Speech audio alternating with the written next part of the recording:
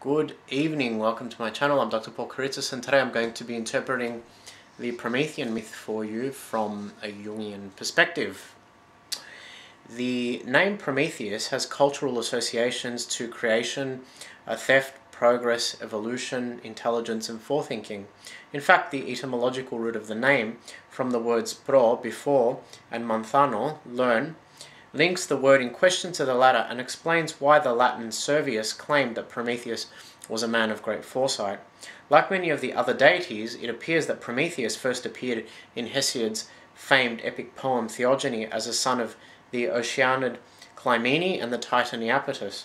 He had three other siblings, Atlas, Menetius, and Prometheus, none of whom acquired his fame or significance when it came to human striving, rebellion against established order, and perilous endeavors like deception, which typically generate overwhelming consequences. Prometheus makes his first appearance in the Theogony, though it isn't until Works and Days that Hesiod expounds upon the consequences of Prometheus's theft of fire from the gods. According to those early sources, the gods were pleased when they created humankind and wished to bestow the noblest of gifts upon them. To do this efficiently and effectively, they sought the help of Prometheus and Prometheus, a task that the two brothers aptly accepted. The gift themselves included everything from strength, size and swiftness to mental dexterity, flight and versatility. Being of an impulsive, enthusiastic and blasé disposition, Prometheus overcompensated for the animal kingdom to the extent that when the time to imbue humankind with gifts finally came, there was nothing left. Prometheus was immensely horrified when he discovered his brother's overt generosity. He spent much time thinking about how this detriment to humankind could best be corrected.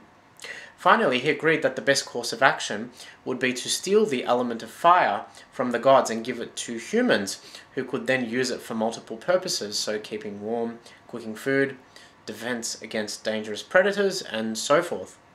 From a humanistic perspective, the act was noble, heroic, and dignified, for it put humankind on the highway of scientific progress, cultural evolution, and the acquisition of knowledge.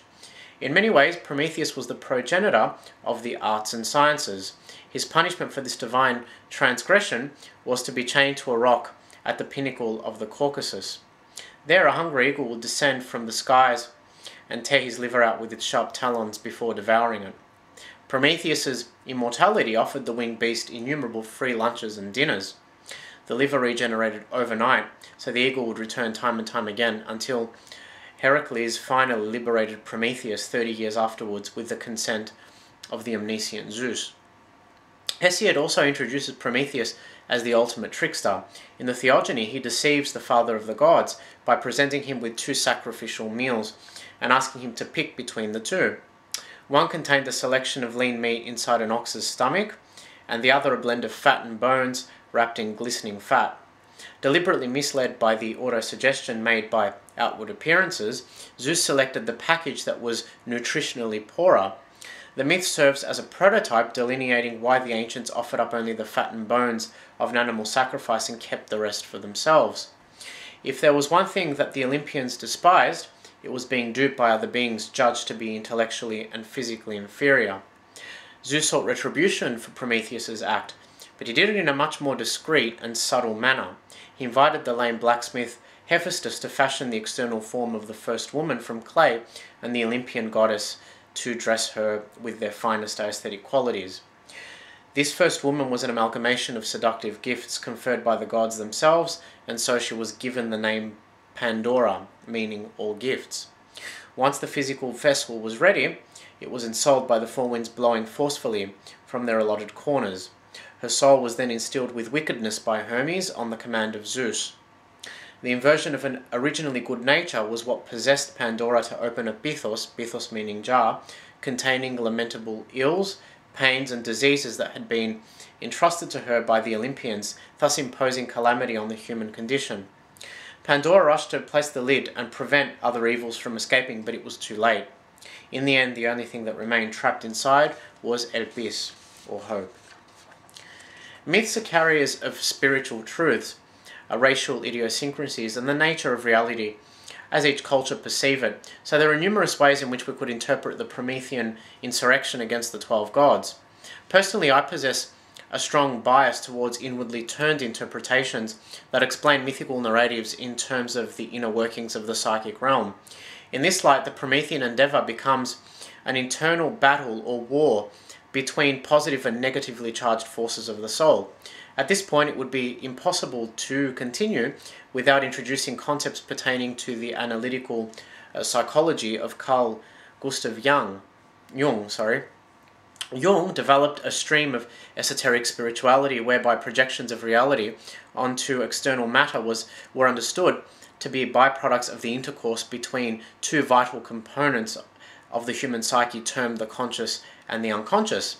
To make the terms accessible to an untutored audience, we might define the conscious as one's personal sphere of awareness of the cosmos in which we live, and the unconscious as every universal form, idea, image, concept, symbol, pattern, or archetype, if you like, that exists in the psychic world but has not yet come to light.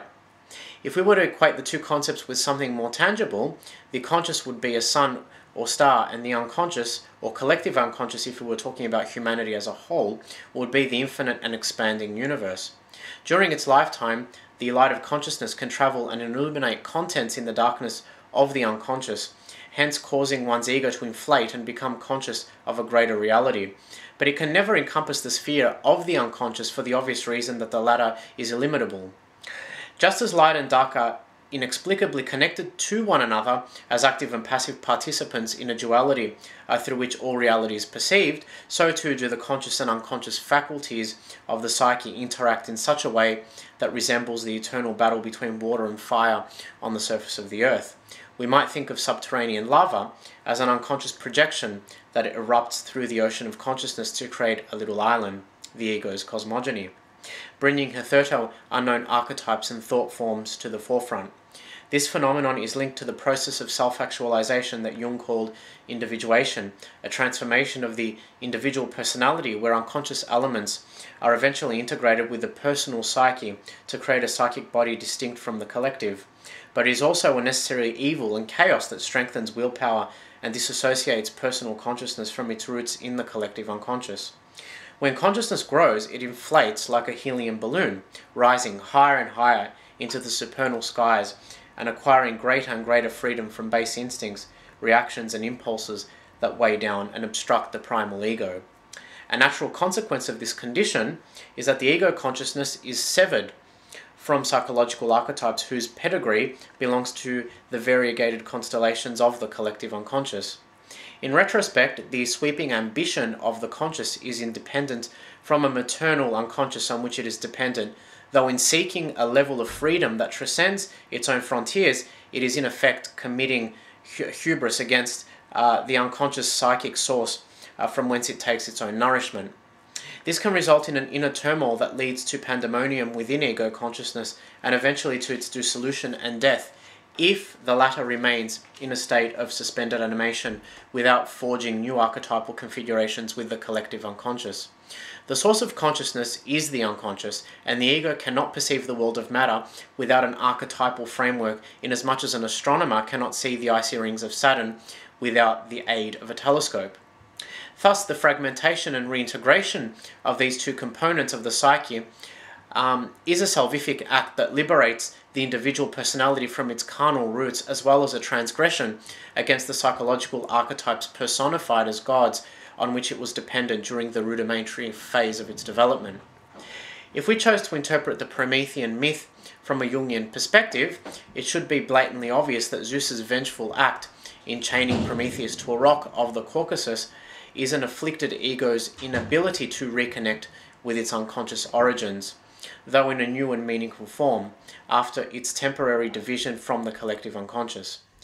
Proceeding from this psychological reasoning, Prometheus could also symbolize a fragmentation of the personality or a neurosis about to flower into a full-blown schizoid disorder or psychosis. His transgression against the Olympians would then become a situation of inflation in which ego consciousness experiences a fierce sense of autonomy, power and independence, and the diurnal passions that he suffers as a consequence of his imprisonment afterwards become the nervousness, confusion, disorientation and entanglement in the realm of matter, and mental poison generated when one wallows in an extreme conscious standpoint for too long after it has been estranged from the unconscious. As a more complete and comprehensive entity, the unconscious possesses formative powers and can either destroy the ego consciousness or contribute to its regeneration and renewal as a new form by integrating new projections into its cosmogony after it has been swallowed up. Prometheus was eventually saved from his torture by Heracles, meaning that the psychic friction of the estranged ego finally experienced reintegration with the unconscious, contributing to a widening of the conscious standpoint and consequently the generation of a newer and more sophisticated, in addition to a more permanent personality. That concludes the first section of my article. Join me next for a transcript of Prometheus in Hesiod's Theogony. See you soon.